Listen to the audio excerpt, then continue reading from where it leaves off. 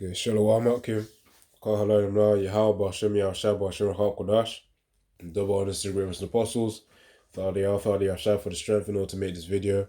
And Yahweh Tazar, which means Yahweh willing, that you're also edified and you understand what I'm about to teach as well. Call hello Imra meaning all praises to. Call means all. Halalim means praises.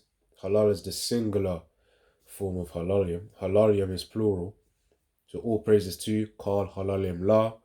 Then Yahweh meaning he is, he exists or he is to be. But Hashem means in the name, so through Yahweh Shai. Yahweh Shai meaning he delivers, he delivers, or he the deliverer. And when we say Bahashem Rahak Kodash, we're literally saying in the name Spirit Holy. But it really means through the Holy Spirit. So in the name of the Holy Spirit. So that's just for a little introduction there for, new brothers, new sisters out there, for this video too. This is Jeremiah, about to hop straight in. But yeah, really the point of this video is that, as I named it, Jacob's Trouble, reality versus perception, man. That's what I named it, reality versus perception. Because really, if you think about it right now, we're in our houses and homes, brothers, go out for teaching, Saturdays or Sundays or whatever day during the week. We do our, daily epistles as well, which is reference to the videos, metaphorically. Of course, and we've got our other responsibilities like work. Some of us still in school as well, and other things as well, man. And sometimes brothers have their hobbies like going to the gym or whatnot. So we really used to going into that type of routine day by day. But at the end of the day, Jacob's trouble will be where the unexpected should be expected. Esau coming in as a flood, things of which you can't really anticipate. Of course, through the scriptures, we can anticipate them, but we can't, of course, anticipate the exact day and hour or second that they will happen. So we know that we've got to expect the unexpected. I remember when Apostle Gabarsa made a video a few months ago on taking cold showers as well, which really is just to help with it has its benefits as well, reducing inflammation, increasing circulation of the body as well. Because of course your body will have to warm up, and that body, when you feel your body warming up after the cold shower, for those brothers who have tried it, when you feel your body warming up, that's also a good sign of circulation as well. So that helps too, man. To open and close your pores, which is the skin pores, because your skin's actually got pores on them too, man. Which it helps it to breathe and, absorb nutrients as well. Especially when you put some good stuff on your skin, like coconut oil as well, that you can use to rub in your skin. I think there's another thing called shea butter. For me personally, I use coconut oil anyway. So once I heard that, okay, this is more natural, I've got to pray, because most things in this world are defiled, but just through faith, man, we do what we can do through faith in Yahweh Shem Yahshua. But yeah, as I said, Jacob's trouble, we're in a routine right now, but there'll be a point where our routines will be disrupted. That's why we're going to be as pilgrims upon the earth as well. Walking here and there. Some of us will be pilgrims. Some of us will be casted into prison as well. I might as well just start off with that right now.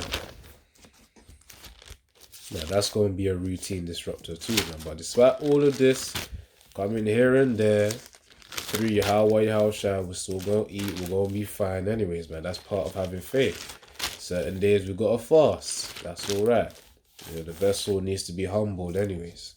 And the spirit needs to be strengthened. So there's a reason why Yahweh Shemeshah will have us to fast for these days. And majorly, or as a main reason, to test our faith too. So let me get Revelation chapter 2. And it should be verse 10. So this is Revelation chapter 2 and verse 10. Fear none of those things which thou shalt suffer. Behold, the devil shall cast some of you into prison. That's going to be unexpected, man. I mean, you will be able to see the signs that, okay, yeah, Esau's gathering the prophets right now. It will be clear. But of course, they're just going to come in as a flood, man. That ye might, says it, fear none of those. So Revelation 2 and 10, fear none of those things which thou shalt suffer. So don't be scared. Don't be afraid. You got Yahweh Shemeshah backing us. Remember, man's goings of the Lord, so he controls every single spirit that's about to invade your house or wherever that you live, man. Behold, the devil shall cast some of you into prison. Which devil meaning deceiver as well. Shall cast some of you into prison. And yeah, he will deceive people, to provoke that hatred towards the prophets, man. As Yahushua said, the servant is not greater than the master, man. So, of course, the same way Yahushua is called Beelzebub, it's the same way we're also going to be insulted as well. So it says here, hold on. So it says that, behold, the devil shall cast some of you into prison, some of you, that ye may be tried, and ye shall have tribulation 10 days, which, as I said in the previous video, 10 meaning perfection, which is really the perfect amount of days that Yahweh Shem Yahushai ordains for you to stay in prison. Those days could be literally 10 days, could be 10 days, could be fewer. It could be months before you leave prison. That could be something too, depending on the portion Yahweh Shem Yahushai has given you, portion of faith and strength that He's given you as well, and that you've prayed for, and you have faith that you got it. So, and ye shall have tribulation 10 days. Be thou faithful unto death, and I will give thee a crown of life. The scripture says, strive for the truth unto death, man. That's what links with this precept here. Revelation 2 and verse 10, and I will give thee a crown of life, man. So we know that despite whatever sufferings that we've got to go through in Jacob's trouble, we know that, of course, these sufferings are not in vain, man. We are doing it, of course, for the sake of us returning the value that Yahushua has given us, which He sacrificed Himself for, the elect of Yahweh Shem Yahushua. And of course, the elect will be the foundation, returning that favor unto Yahushua by, of course, helping Him build the foundation through our works right now, man, which also preps us for being rulers in the kingdom of Yahushua. So we know that whatever we've got to suffer through, again, I just need to go back to the topic of Jacob's trouble just to keep in line. But whatever we suffer through, we know we're not doing it in vain, just like the works of this world are in vain as well. Get another precept quickly to Ecclesiastes.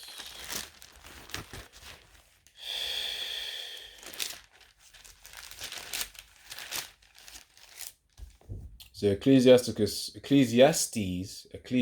2 and verse 11. Then I looked on all the works that my hands had wrought, and on the labor that I had labored to do, and behold, all was vanity and vexation of spirit, and there was no profit under the sun. That's why the works of this world are vain, man. We do it because of the fact that, of course, we need it in order to survive as well. But we know that's only a temporary time. It's only a temporary season, man. So whatever that we have gained or that we are blessed with in this world right now, for whatever Yahweh Shem Yahushua has given to you, it's only temporary, man. Because we know Jacob's trouble as well. When it comes, all that's going to be lost anyways, man. They're going to be giving up. And of course, we're going to be walking as pilgrims. Or some of us are going to be in prison. And it could be a mixture of both as well, man. Going to prison and then being a pilgrim. Being a pilgrim, going into prison for a while. Or, certain brothers would just be pilgrims. Certain brothers would just straight up be in prison until the very point that they bestow with spiritual power to then get out of there, man. Remember that people shall be willing in the day of that power. So yeah, that's Ecclesiastes 2 and 11, man. The works of this world are vain, vanity and vexation of spirit, man. Because you realize you're just going to work and then someone else is just going to gain it, which is what Ecclesiastes 2 is about as well, by the way. So yeah. But yeah, the point is, expect the unexpected, man. Which when you expect the unexpected, you know that, okay, yeah, this thing's coming down the line. The betrayals from family, the arrests, for preaching in the name of Yahushua, the same way the apostles were as well, brought up to the council. And yeah, man, we know these things are coming because it's been preached aforetime through the scriptures, man. Whatever is written aforetime is written for our learning. This is our learning, for us to learn from our learn. And the purpose of learning is to also apply it as well, because when we then apply it, then we know that we have a useful tool. And of course, the most useful tool we have in our hands right now is the scriptures, man. Which of course, the profit of it is spiritual. And the spiritual things conquer the fleshly things. So that's the point right there. Let me get Jeremiah right now. So this is Jeremiah 30, verse 4. And these are words that the Lord Yahweh spake unto Israel concerning Judah and concerning Judah. Let me read that again. Jeremiah 30:4. And these are the words that Yahweh spake concerning Israel and concerning Judah. For thus saith the Lord Yahweh, we have heard a voice of trembling, of fear, and not of peace. Ask ye now, and see whether a man doth travail with child. Wherefore do I see every man with his hands on his loins, as a woman in travail, and all faces are turned into paleness. So of course the time of Jacob's trouble is going to be a very painful and sorrowful time.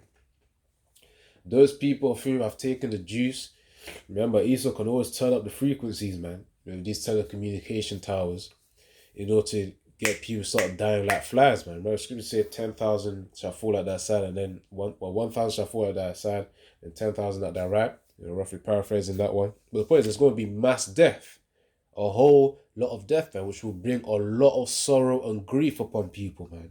People are going to be angry. People are going to be really sad. People are going to be weakened as well, especially in the time of famine, man. So it says here, I see every man with his hands on his loins, as a woman in travail, and all faces are turned into paleness. Alas, for that day is great, so that none is like it. It is even the time of Jacob's trouble, but he shall be saved out of it. Jacob's trouble, he shall be saved. That he is talking about the elect of Yahweh Hashem Yahushai, the servants of Yahweh Hashem Yahushai who have endured to the end. Those are the ones who are going to be kept in Jacob's trouble way.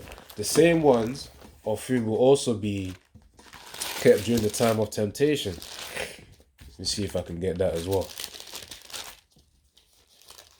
The same ones of whom are going to be saved out of Jacob's trouble are the same ones of whom are going to be kept away from the out of temptation, or rather kept, basically strengthened to resist the hour of temptation. So Revelation 3 and verse 10, Revelation 3 and 10, because thou hast kept the word of my patience. Yahushua telling us to do what our responsibility is to do, which is obviously to preach this word, study, preach this word, and of course to bid the elect to the marriage of Yahushua.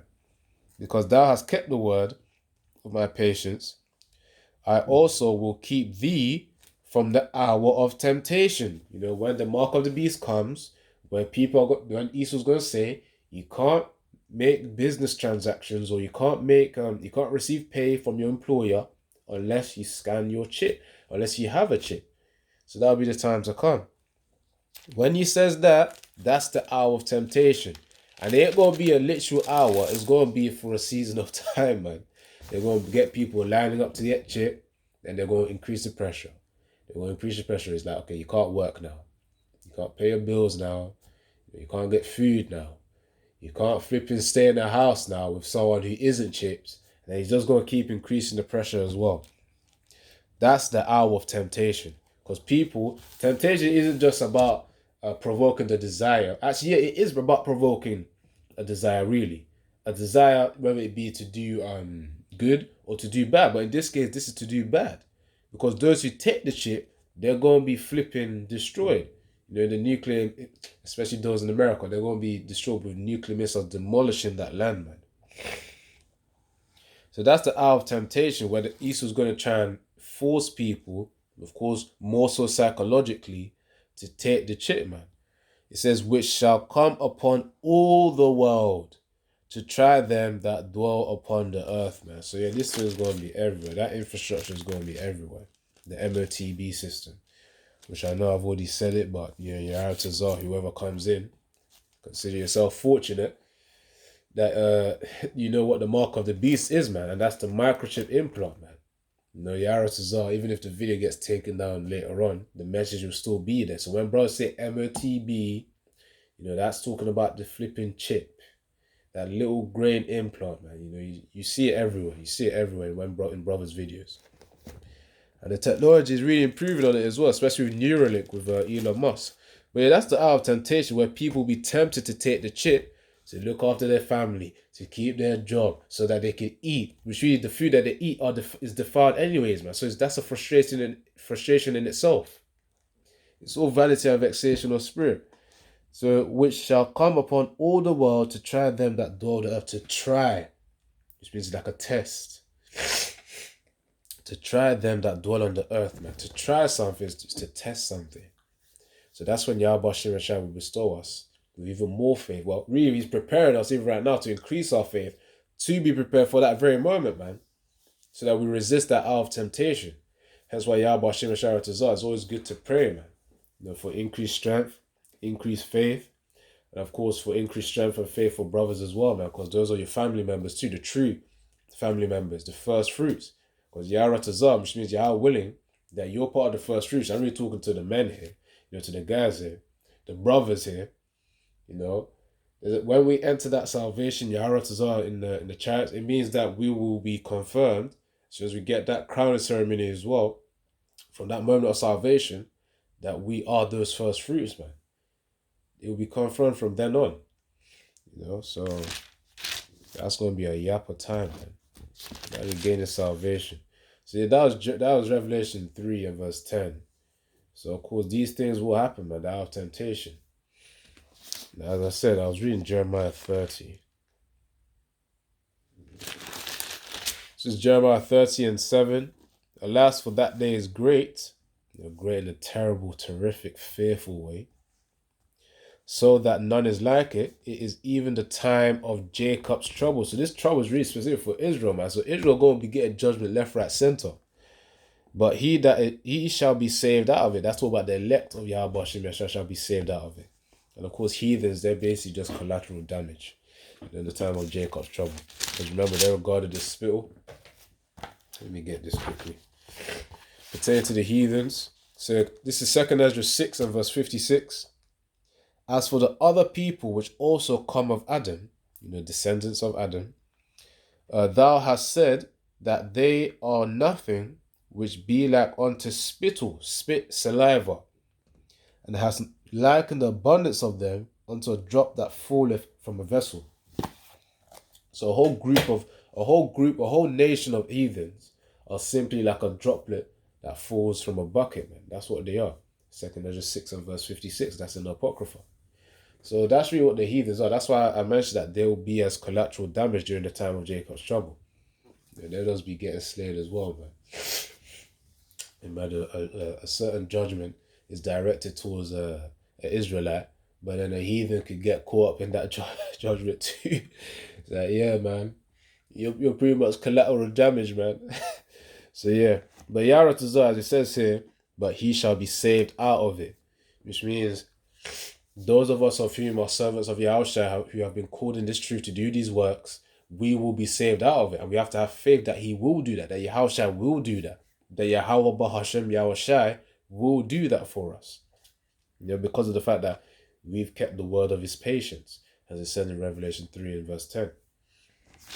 So those precepts link Jeremiah 30 and 7 and Revelation 3 and verse 10.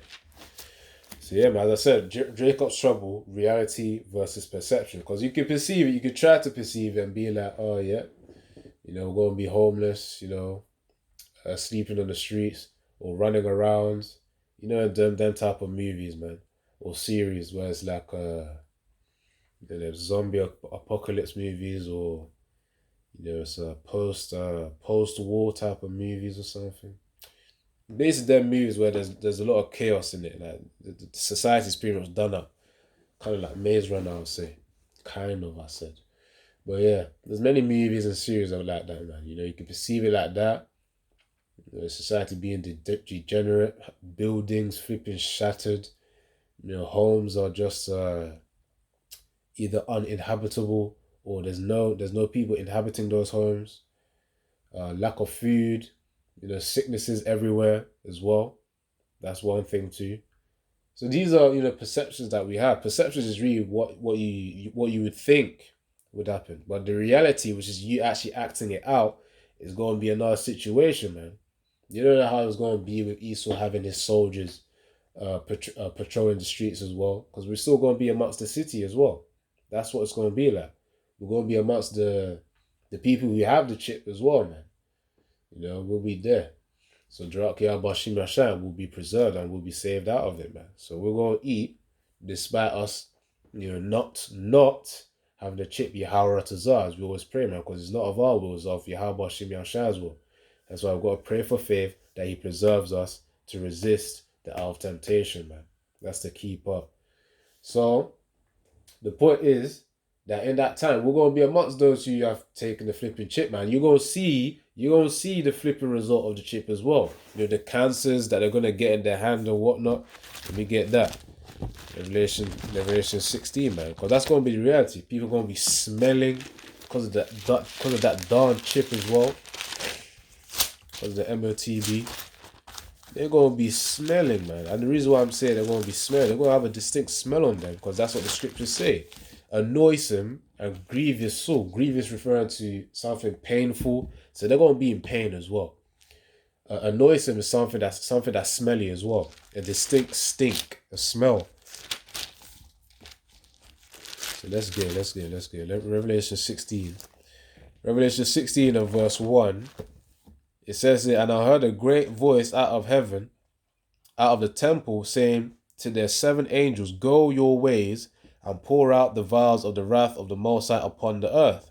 And the first went and poured out his vial upon the earth, and there fell a noisome and grievous sore upon the men which had the mark of the beast, and upon them which worshipped his image. So, of course, those who have taken the mark of the beast, they will have a noisome, again, smelly, and grievous, something that's painful, a sore, man. So you're going to be able to read it in the spirit. Not even just in the spirit, but also carnally as well, physically, through their skin, that they're taking the mark, man. There'll be a season where, okay, people have taken it. It could be a few weeks or a few months, people are rolling, pain, scanning their hands and whatnot.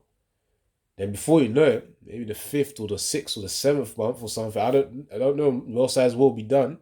There'll be a time, there'll be that moment where it's that a whole number of people start to get cancers, man, because of that flipping chip. They're going to have them sores, noisome and grievous sores, smelly, a distinct smell. They're going to have that pain as well. You're going to be able to read the pain in their spirits, man, in their flesh as well. You're going to be able to see it on their faces. Because that's as the scriptures say, Revelation 16 verse 2. A noisome, smelly, and a grievous, painful sore. And that's as a result of taking the MOTB, man, and worshipping the image of the beast, man. Which is really, the Roman Empire coming in again, man. NATO and the EU system. So, yeah.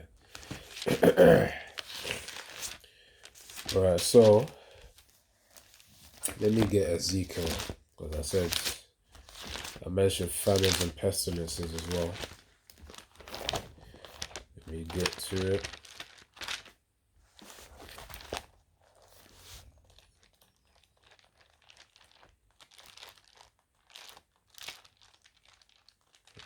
Okay, Ezekiel.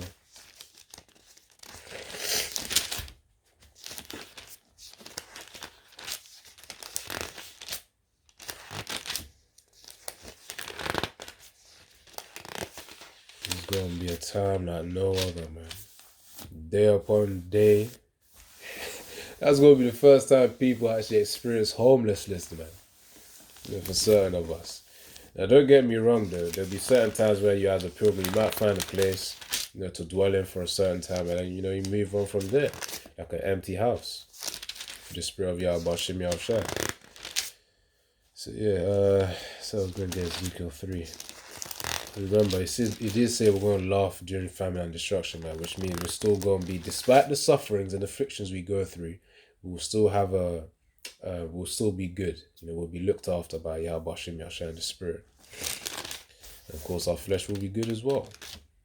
Now, I don't mean that when I say our flesh is going to be good, I don't mean we're going to be spick and span, shining and clean and healthy and whatnot. No, we'll be wary. We'll be very wary, in the flesh, but we'll still be good in the terms of the fact that we have food, provided by Yahweh Shem Yahushua. We're going to be able to walk as well. We'll still have the strength of the flesh as well, in order to walk too. And we're still going to have that spiritual power, which will also help with the nourishment of this flesh as well, man. Alright, so let's get Ezekiel. So Ezekiel 3 and 10. verse 10 to 11. Ezekiel 3 and 10. Moreover, he said unto me, Son of man, all my words that I shall speak unto thee, receive in thine heart, in your mind. So keep the words in the mind, in your spirit, and hear with thine ears, and go get thee to them of the captivity, Israel, unto thy people, and speak unto them, and tell them, Thus saith the Lord Yahweh, whether they will hear or whether they will forbear, man. And we're speaking on behalf of Yahweh Shem Yahushua. We are the mouthpiece of Yahweh Shem Yahushua, which is really the ultimate role that you can have on earth right now, man. Being a mouthpiece of Yahweh Shem Yahushua. Because there, you got Yahweh, he is, he exists, he is to be, the Allah Shaddai, power almighty, demon-like power. He's the power above all powers. And then you got Yahushua, of course, with you is second in command. He's the begotten son, the first spirit to be created of Yahweh, man. That's Yahushua. So with those two ultimate beings commanding us to do something, we ought to listen and do it, man. It's a privilege for us to do this. So, receive in thine heart and hear with thine ears. Verse 11, and go get thee to them of thy captivity unto thy people, and speak unto them, and tell them, Thus saith the Lord Yahweh, whether they will hear or whether they will forbear. So whether they listen or not, we're here to preach to as I said, the main purpose is really gathering the elect. So whomever may come by, they're willing to listen, then yeah, potentially answers are they may be part of the elect. For those who forbear, most likely that they're 2/3 as well. So yeah. Hold on. So that was Ezekiel 3 and verse 10. Let me get Ezekiel 5 and verse...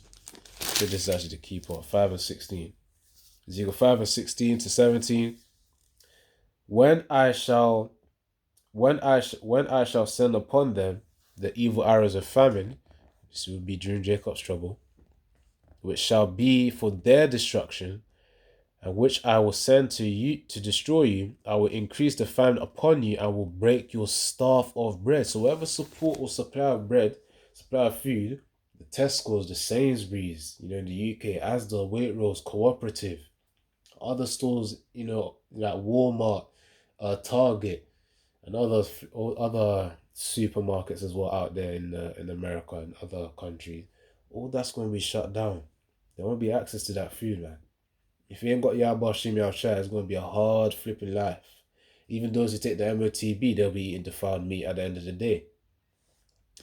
So it says in verse 17, So will I send upon you famine and evil beasts. These evil beasts will also have the spirit of vengeance upon them. That's Ecclesiasticus 8, also known as Sirach, chapter 28, verse, I think about verse 32. So it said, and they shall bereave thee, and let me read verse 17 again. Ezekiel 5 and 17, So will I send upon you famine, lack of bread, and also the lack of the bread of truth as well, the scriptures, prophets preaching. Because remember, we're going to be withdrawn, and then the tongue will cleave to the roof of the mouth. That's metaphorically meaning we're not going to be preaching anymore. That's the famine of the word. The two types of famine, lack of bread and lack of prophets preaching, lack of the truth. So Ezekiel 5 and 17, so will I send upon you famine and evil beasts, and they shall bereave thee, and pestilence and blood shall pass through thee, and I'll bring the sword upon thee.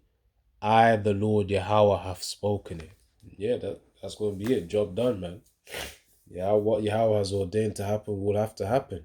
But as it says in Jeremiah 13:7, but he shall be saved out of it. So we have to have the balance of the faith that we're going to be covered during the time where he's going to send out pestilence, famines, evil beasts. We're going to be fine. Darak Yahweh Shem Yahushua, which means through Yahweh Shem Yahushua.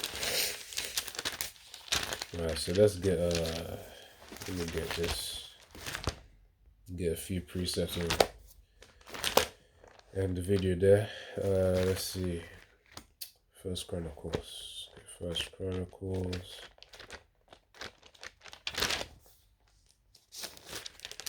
This is First Chronicles 16 and verse 25. For great is the Lord Yahweh, and greatly to be praised. He is to be feared above all powers. Verse 26, for all the powers of the people are idols, but the Lord Yahweh made the heavens. So of course, we serving Yahweh Hashem Yahushai, we know that our powers are real. They exist, man. Literally, Yahweh means he is, he exists, he is to be, you know. So of course, we know our power is the only one to be feared above all other powers, man. Yahweh Hashem Yahushai is to be feared above all the idols of these heathens, man. Hence why, you know, when they call upon their idols, you know, with pride, let them just call it in pride. But we know that at the end of the day, they serve vanity, which is worthlessness. They serve an idol. You know, idols of Islam, idols of Christianity, idols of Buddhism, Hinduism, all these other philosophies of the world, idols of money. All that will fail. But Yahweh Shimei Shai, he's going to be the one of who will help us with our confidence, man. He's going to be our confidence, our help and our shield. Psalms 118 and Psalms 115 of verse 9, man. He's going to be our help and our shield, man. For those who put their faith in Yahweh Shimei Shai. Alright, so let me get this final preset then. I will close it out. Alright, so Isaiah. Remember, reality is going to be different from what you perceive Jacob's trouble to be, man. Just pray for strength so that you can handle the reality Yaratazah. And of course, yeah, we can get close to how severe it may be, but at the end of the day, when actually doing it, we're going to need strength and faith in Yahweh Hashem Yahushua to do so, to bestow it in our spirits, to overcome whatever challenges that we've got to go through and afflictions and sufferings we have to go through during Jacob's trouble. And as well to have faith, he will recover us. He will cover us as well, you know, with food and of course with clothing and raiment, whatever we need, you know, to endure to the end as well, man. Right, so Isaiah 42. This is Isaiah 42 and verse 22 to 24.